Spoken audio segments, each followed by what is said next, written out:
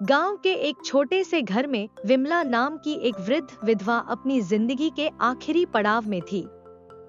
उम्र ने उनकी आंखों की रोशनी पर असर डाल दिया था और उनके टूटे हुए चश्मे ने उनकी मुश्किलें और बढ़ा दी थी। वह अपने बड़े बेटे बबलू और छोटे बेटे गुड्डू के साथ रहती थी, लेकिन घर का माहौल अक्सर तनातनी भरा ही रहता था। उस दिन सुबह सुबह जब सूरज अपनी सुनहरी किरणें फैलाने ही वाला था, विमला धीमे कदमों से अपने बड़े बेटे बबलू के पास गई। बबलू, जो अपने पिता के कारोबार को संभालने में व्यस्त रहता था, अपने दुकान के सामानों को गिन रहा था। बबलू बेटा, कितने दिन से कह रही हूँ, मेरा चश्मा टूट गया है, नया बनवा दो। बिना चश्मे के कुछ साफ साफ नहीं दिखता, विमला ने धीरे से कहा। बबलू ने झुंझलाते हुए सिर उठाया। अम्मा, आप तो ऐसे कह रही हैं जैसे मैं दिन भर खाली बैठा रहता हूँ। कारोबार में कितनी परेशानियां होती हैं, आपको पता भी है। विमला ने बेटे की नाराजगी को नजरअंदाज करते हुए कहा, बेटा, मैं समझती हूँ कि तुम बहुत मेहनत कर रहे हो, लेकिन मेरी तकलीफ भी तो समझो। बबलू गहरी सांस लेते हुए बोला, अम्मा, घर में सिर्फ मैं ही हूँ क्या? आपका छोटा बेटा गुड्डू भी तो है, उससे क्यों नहीं कहती? विमला ने दुखी स्वर में कहा, गुड्डू के पास पैसे नहीं हैं, बेटा। बबलू का चेहरा तमतमा उठा, तो फिर उसे कोई काम धंधा करने को क्यों नहीं कहती? दिन भर आवारा घूमता रहता है, मैं उससे कह कहकर थक चुका हूँ। विमला ने बबलू की आंखों में देखते हुए शांत स्वर में कहा, गुड्डू तुम्हारा छोटा भाई है, उसकी मदद करना तुम्हारा फर्ज है। मत भूलो, तुम्हारे स्वर्गीय पिता ने सारा कारोबार तुम्हें ही सौंपा था। बबलू का चेहरा गुस्से से लाल हो गया। उसने झटके से अपने हाथ से कपड़े झाड़े और तमतमाते हुए बोला, उन्होंने कारोबार मुझे इसलिए सौंपा था क्योंकि मैं इसे संभाल सकता था, कोई एहसान नहीं किया उन्होंने। और अम्मा, कारोबार चलाना कोई खेल नहीं, इसके पीछे कितनी मेहनत और परेशानी है, आपको क्या पता। इतना कहकर बबलू पैर पटकते हुए घर से बाहर निकल गया और विमला वहीं खड़ी रह गई, अपने बेटे की बेरुखी पर आंसू पीते हुए। गर्मियों की एक शाम, जब सूरज ढलने को था, विमला अपने छोटे से कच्चे आंगन में बिछी चारपाई पर बैठी थी। उसकी बूढ़ी आंखों से आंसू थमने का नाम नहीं ले रहे थे। वर्षों की मेहनत और संघर्ष ने उसकी देह को कमजोर कर दिया था, परंतु उसके अंदर की ममता अब भी अडिग थी। मां जी, आपको तो जरा सी बात पर गंगाजमुना बहाने की आदत पड़ गई है। अर्चना, बबलू की पत्नी, मुस्कुराते हुए आंगन में आई। उसके चेहरे पर उपेक्षा का भाव था, जैसे वह विमला के दुख को हल्के में ले रही हो। विमला ने अपनी धुंधली आंखों से बहू की ओर देखा और धीमी आवाज में बोली, बहू, मैं बिना चश्मे के कुछ भी साफ नहीं देख पाती। कई दिनों से बबलू से चश्मा लाने के लिए कह रही हूँ। अर्चना ने ठंडी हंसी हंसते हुए कहा, मां जी, चश्मा मुफ्त में तो नहीं आता, पैसों से आता है, और आपके छोटे बेटे को भी तो कुछ जिम्मेदारी उठानी चाहिए। आप उससे क्यों नहीं मांगती? विमला यह सुनकर चुप रह गई। उसकी झुर्रियों भरी आंखों में एक अजीब सी उदासी आ गई, लेकिन उसने कोई उत्तर नहीं दिया। अगली सुबह, जब सूरज की किरणें आंगन में हल्की हल्की दस्तक दे रही थी, विमला चारपाई पर बैठी थी। तभी उसकी नन्ही पोती चमकी दौड़ती हुई आई। उसके नन्हे हाथों में कुछ था जो वह बड़े गर्व से दादी को दिखाना चाहती थी। दादी, देखो आपका चश्मा, चमकी ने मुस्कुराते हुए कहा। विमला ने कांपते हाथों से चश्मा लिया और उसे ध्यान से देखा। यह तो बिल्कुल नया था। उसकी आंखों में खुशी और आश्चर्य के मिले-जुले भाव थे। बेटी, यह नया चश्मा कहाँ से आया? विमला ने प्यार से पूछा। दादी, आपने इतने दिनों से पिताजी से चश्मा लाने के लिए कहा था ना, तो मैंने ला दिया, चमकी ने भोलेपन से कहा। विमला को समझते देर नहीं लगी। उसकी आंखों में प्यार छलक आया। समझ गई बेटी, जरूर रात में बबलू मेरे लिए खरीद कर लाया होगा। पर तभी आंगन में गुस्से की आंधी आई। बबलू का क्रोध और एक कठोर सत्य चमकी। बबलू गरजता हुआ अंदर आया। उसके चेहरे पर गुस्से की लाली थी। उसकी आंखें चमकी पर टिकी थी। मेरी जेब से पैसे तुमने निकाले? उसकी आवाज घर के कोने कोने में गूंज गई। चमकी सहम गई, पर उसकी मासूमियत अभी भी उसके चेहरे पर थी। पिताजी, मैंने दादी के चश्मे के लिए कुछ पैसे लिए थे, मैं आपको बताने ही वाली थी, उसने डरते हुए कहा। लेकिन इससे पहले कि बबलू कुछ कहता, अर्चना तेजी से आई और एक जोरदार थप्पड़ चमकी के गाल पर जड़ दिया। इसे चोरी कहते हैं, चमकी, अर्चना ने सख्त लहजे में कहा। चमकी की आंखों में आंसू आ गए। उसका मासूम दिल ठेस खा गया था। बबलू ने अपनी माँ की ओर देखा और कहा, माँ, मुझे आपसे ऐसी उम्मीद नहीं थी। जब मैं चश्मा नहीं ला पाया, तो आपने अपनी पोती से पैसे चोरी करवाने का फैसला किया। विमला के लिए यह शब्द किसी तेज छुरी से कम नहीं थे। उसकी आंखों में आंसू उमड़ आए, लेकिन इस बार यह आंसू बेबसी के नहीं, बल्कि दर्द और अपमान के थे। बबलू के कठोर शब्दों से सन्नाटा छा गया था। तभी गुड्डू तेजी से वहां आया। उसकी आंखों में गुस्से की लपटें जल रही थी। उसने कड़कती आवाज में कहा, भैया, आपको माँ से इस तरह बात करने का कोई हक नहीं है। बबलू हंसा, लेकिन उसकी हंसी में तंज था। हाँ हाँ, सब हक तो माँ ने तुम्हें ही दे रखे हैं। ना काम के, ना काज के, दुश्मन अनाज के। गुड्डू की मुट्ठियां भिंज गईं। ऐसा नहीं है भैया कि मैं काम नहीं करना चाहता। कब से आपके पास आकर पैसे मांग रहा हूँ ताकि मैं कुछ कर सकूं, लेकिन आप हर बार टाल देते हैं। अब तो मुझे आपकी नियत पर भी शक होने लगा है। बबलू तड़प कर बोला, पैसे मेहनत से कमाए जाते हैं, अनपढ़ कहीं के। गुड्डू की आंखों में आंसू छलक आए, लेकिन उसकी आवाज मजबूत थी। भैया, पैसे मेहनत से कमाए जाते हैं, ये मैं भी जानता हूँ। लेकिन शायद आप भूल गए कि जिन पैसों पर आप इतना इतरा रहे हैं, वो भी पिताजी की मेहनत से कमाए गए हैं, और उनमें मेरा भी बराबर का हिस्सा है। विमला, जो अब तक सब कुछ देख रही थी, कांपती हुई खड़ी हुई और बोली, चुप रहो गुड्डू। क्या मैंने तुम्हें यही सिखाया है कि अपने बड़े भाई से इस तरह बात करो? गुड्डू की आंखों में दुख और क्रोध का सागर उमड़ पड़ा। नहीं माँ, मैं बदतमीजी नहीं कर रहा, बल्कि अपने अधिकार की बात कर रहा हूँ। और मैं हर दिन आपका अपमान होते नहीं देख सकता। इतना कहकर गुड्डू क्रोधित होकर वहां से निकल गया। वह तेज कदमों से चलते हुए गांव के बाहर एक पुराने पीपल के पेड़ के नीचे जा बैठा। उसने अपने घुटनों में सिर छिपा लिया और उसकी आंखों से आंसू बहने लगे। कुछ देर बाद गांव का मुखिया वहां से गुजरा। उसने गुड्डू को उदास देखकर पास आकर पूछा, क्या बात है बेटा, तुम्हारी आंखों में आंसू क्यों हैं? गुड्डू ने धीरे से सिर उठाया और भरी हुई आवाज में बोला, अब मैं आपको क्या बताऊं मुखिया जी, मैं रोज अपने घर में अपनी माँ का अपमान होते देखता हूँ और चाहकर भी कुछ नहीं कर सकता, क्योंकि मेरे पास पैसे नहीं हैं। मुखिया ने गहरी सांस ली और गुड्डू के कंधे पर हाथ रखा।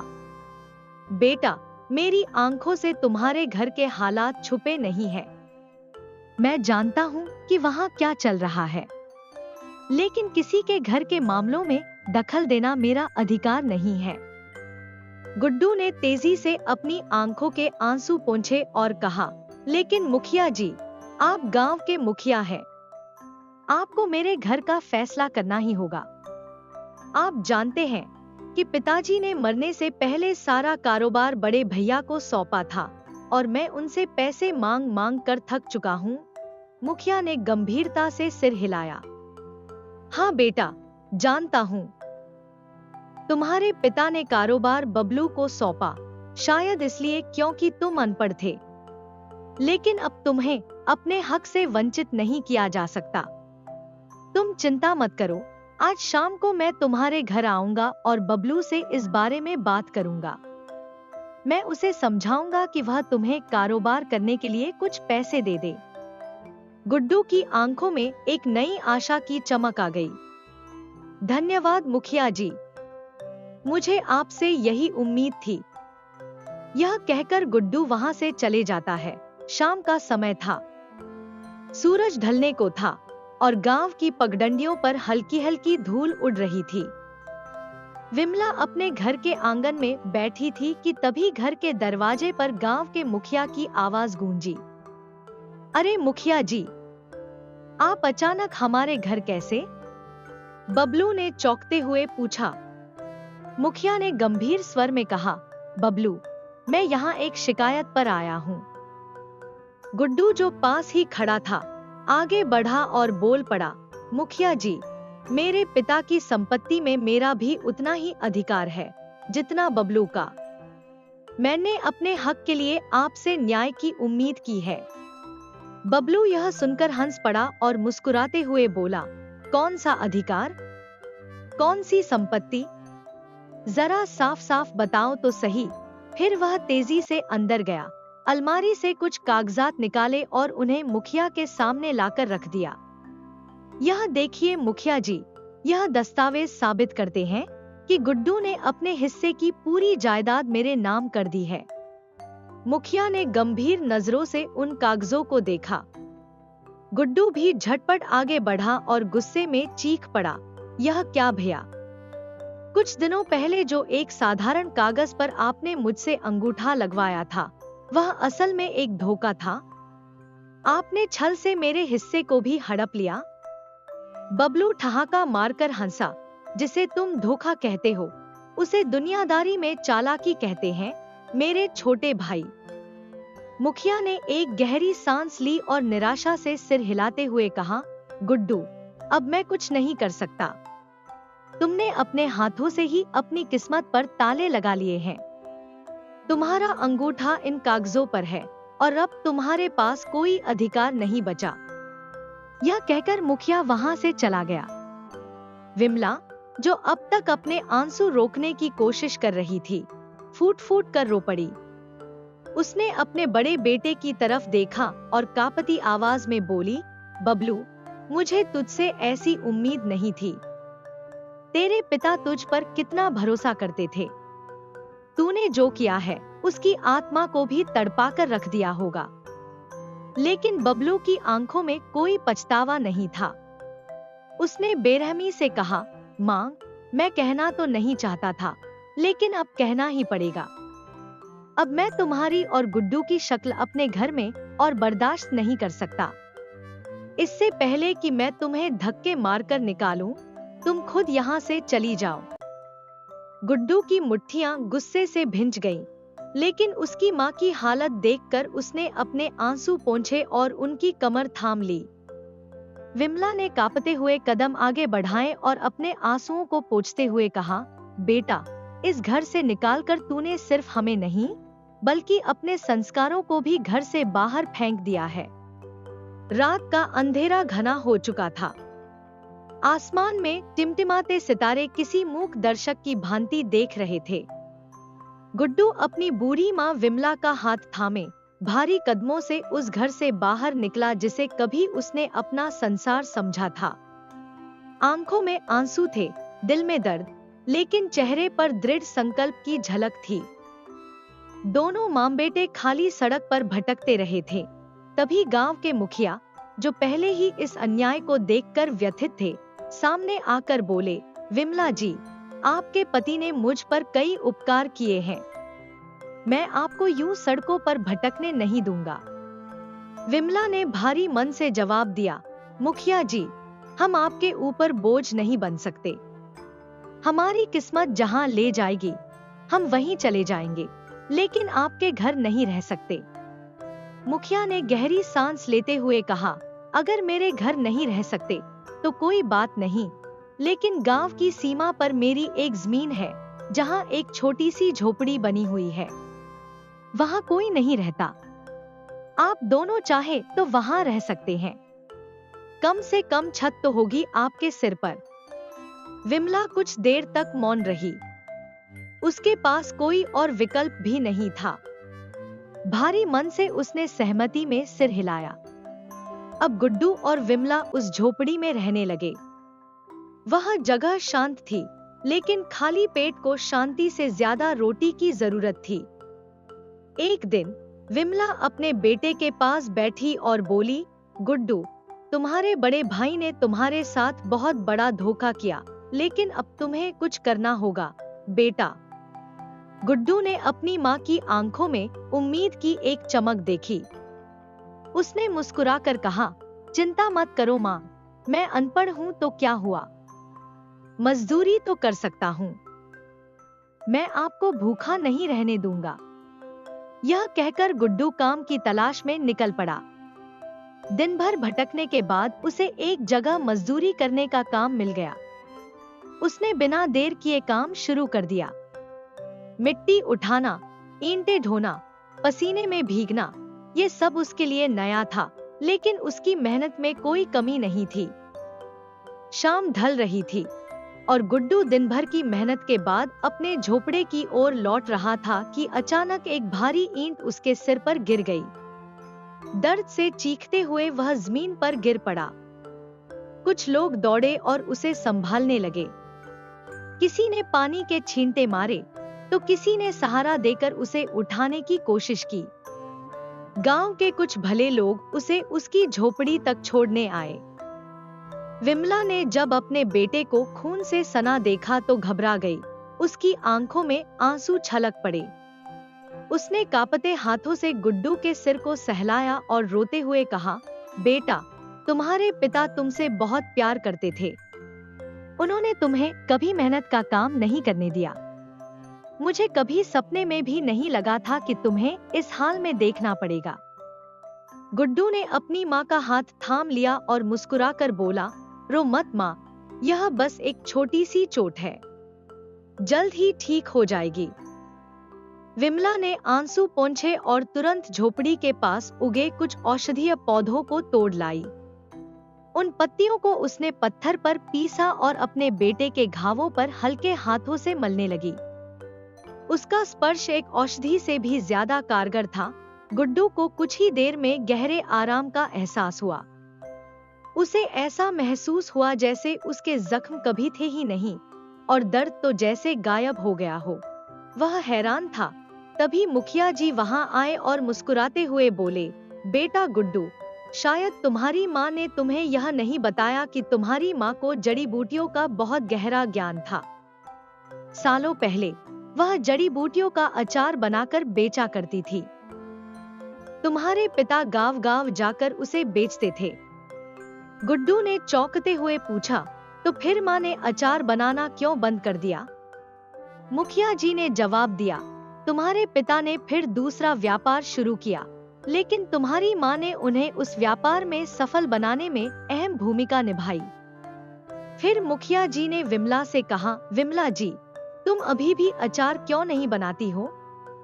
तुम अचार बनाओ और गुड्डू उसे गांव-गांव बेचने जाएगा। विमला को मुखिया जी का यह सुझाव बहुत अच्छा लगा। अगले दिन वह जंगल में गई और वहां से जड़ी बूटियों को तोड़कर लाई।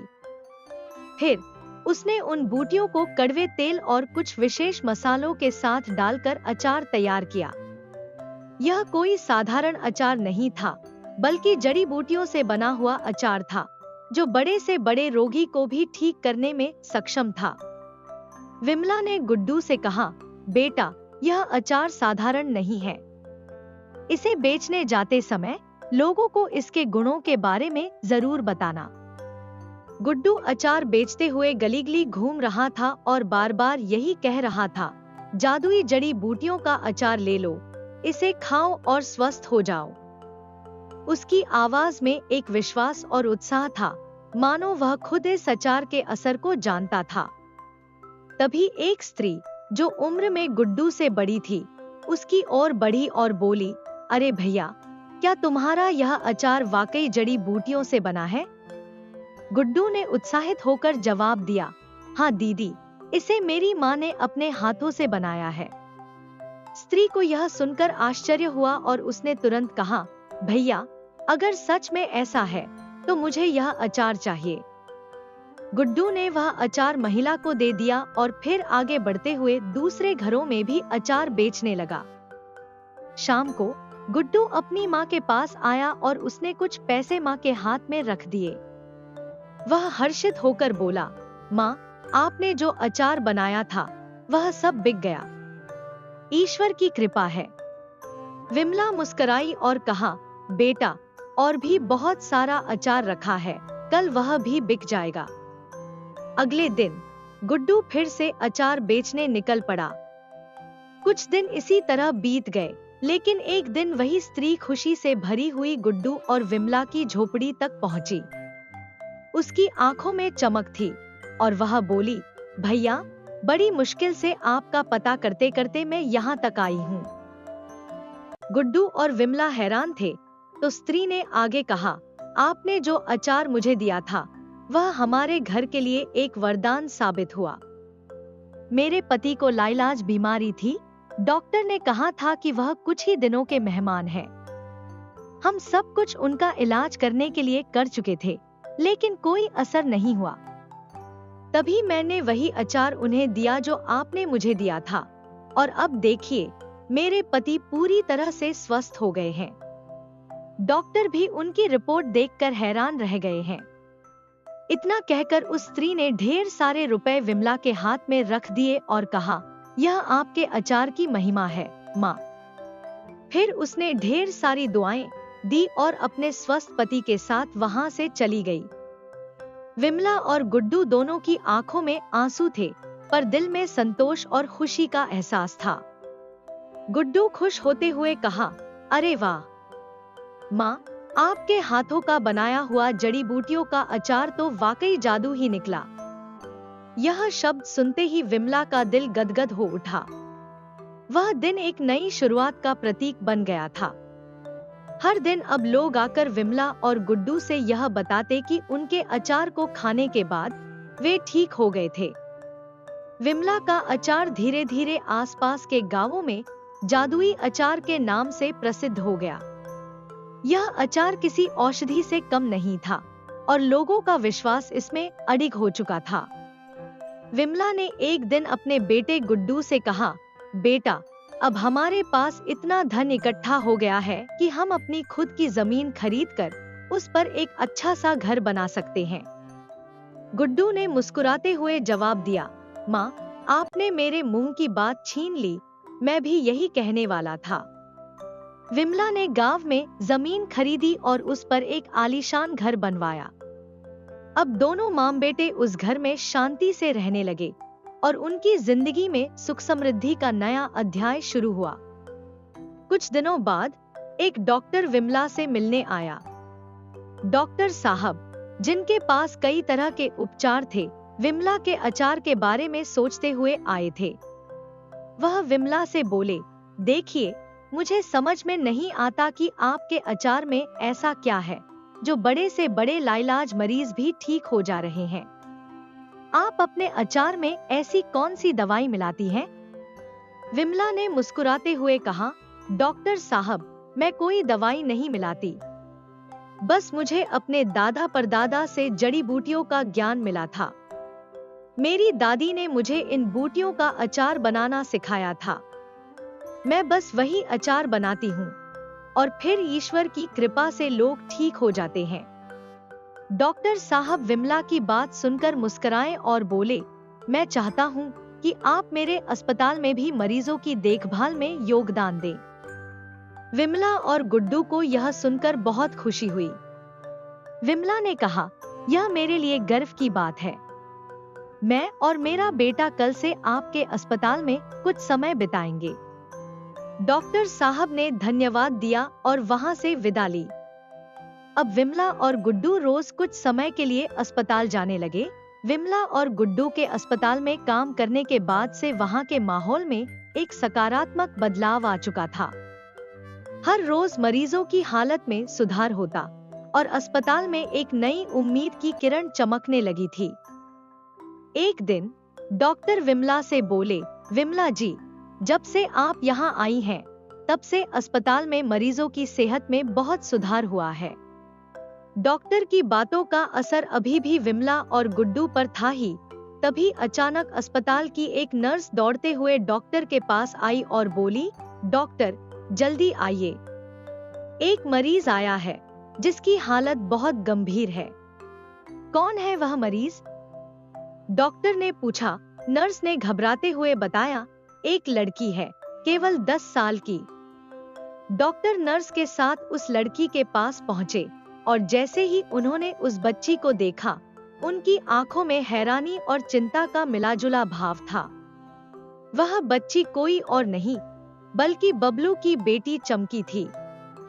डॉक्टर ने तुरंत कहा, क्या हुआ है इस बच्ची को? बबलू, जो बहुत घबराया हुआ था, बोला, डॉक्टर साहब, पता नहीं क्या हो गया है। मेरी बेटी पिछले कई दिनों से न कुछ खा रही थी, न पी रही थी, बहुत कमजोर हो गई है। डॉक्टर ने शांतिपूर्वक जवाब दिया, आप घबराइए मत, मैं देखता हूँ। इतना कहकर उन्होंने चमकी की जांच शुरू की। जांच के दौरान डॉक्टर का चेहरा बिगड़ गया और उनकी आंखों में चिंता साफ झलक रही थी। उन्होंने बबलू और अर्चना से कहा, ओ माय गॉड, इस बच्चे की उम्र तो केवल 10 साल है, लेकिन इसकी हालत ऐसी लग रही है जैसे इसे किसी गहरे सदमे का सामना करना पड़ा हो।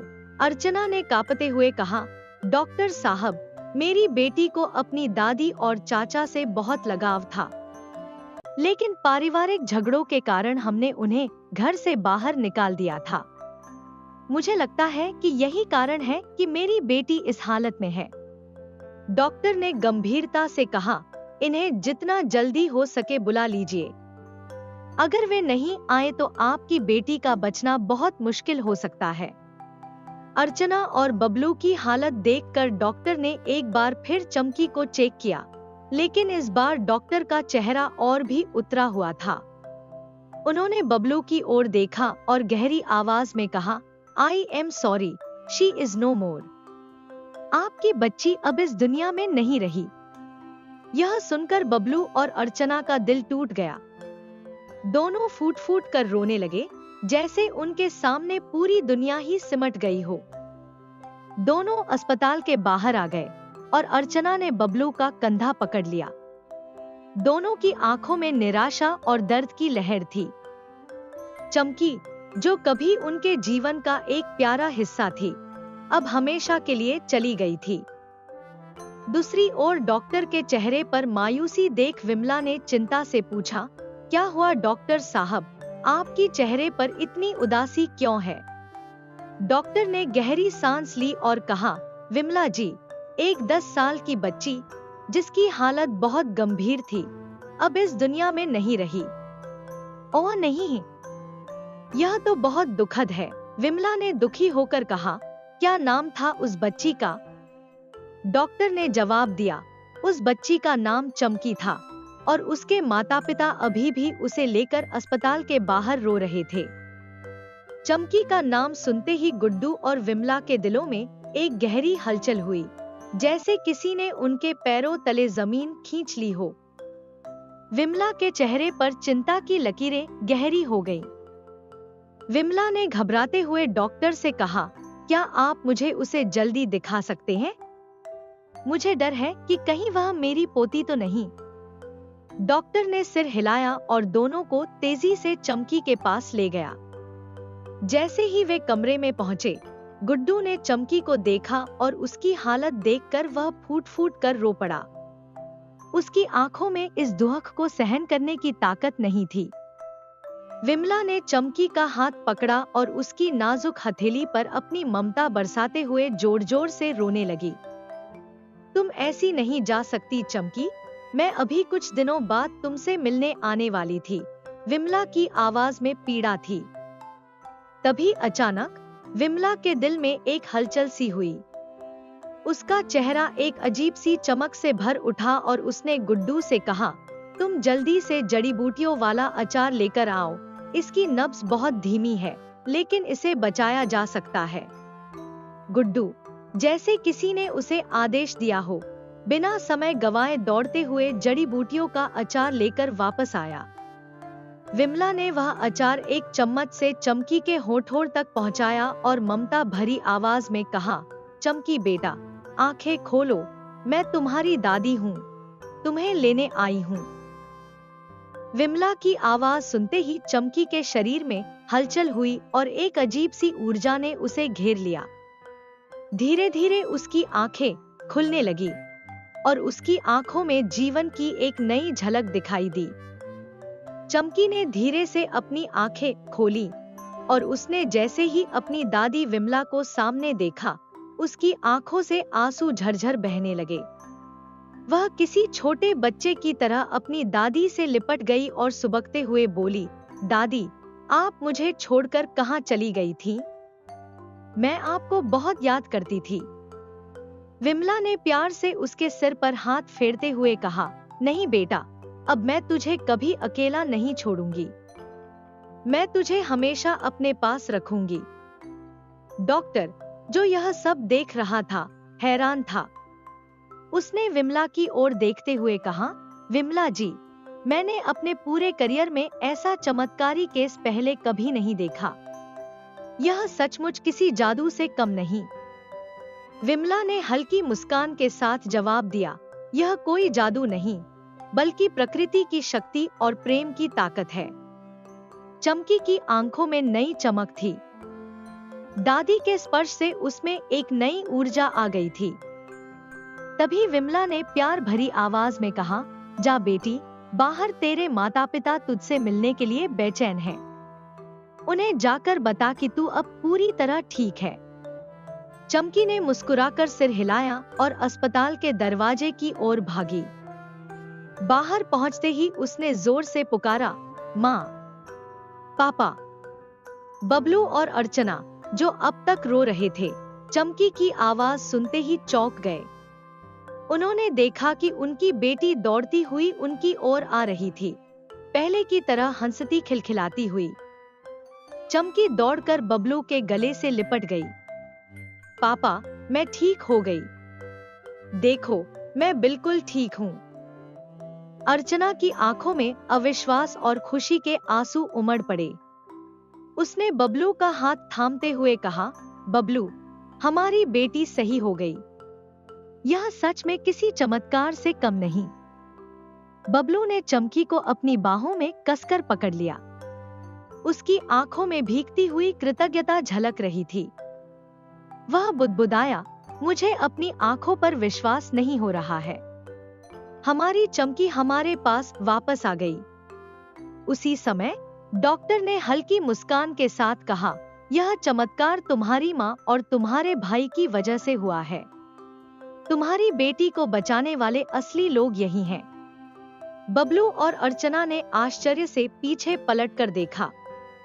वहां विमला और गुड्डू खड़े थे, एक शांत मुस्कान के साथ। बबलू का दिल अपराध बोध से भर गया। उसकी आंखें झुक गईं और वह कांपती हुई आवाज में बोला, माँ, मुझे माफ कर दो। शायद मेरे बुरे कर्मों की सजा मेरी बेटी को भुगतनी पड़ी। मुझे समझ आ गया कि असली दौलत परिवार होता है, कागज के टुकड़े नहीं।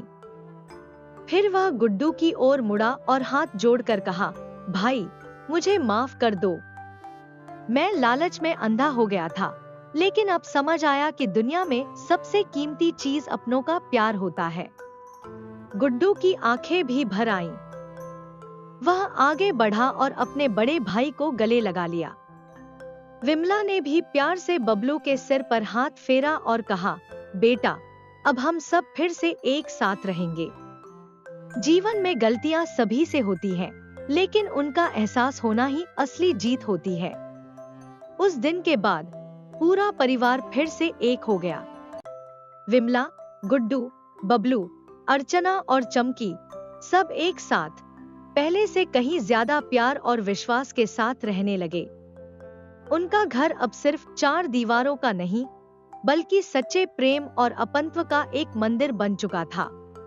दोस्तों, अगर आपको वीडियो अच्छी लगी हो तो जाने से पहले प्लीज इस वीडियो को लाइक और चैनल को सब्सक्राइब करते हुए जाइए। और हाँ, कमेंट में लिखकर जरूर बताएं कि आपको वीडियो कैसी लगी। धन्यवाद। हंसते रहिए, मुस्कुराते रहिए, लाइफ में मोटिवेटेड रहिए।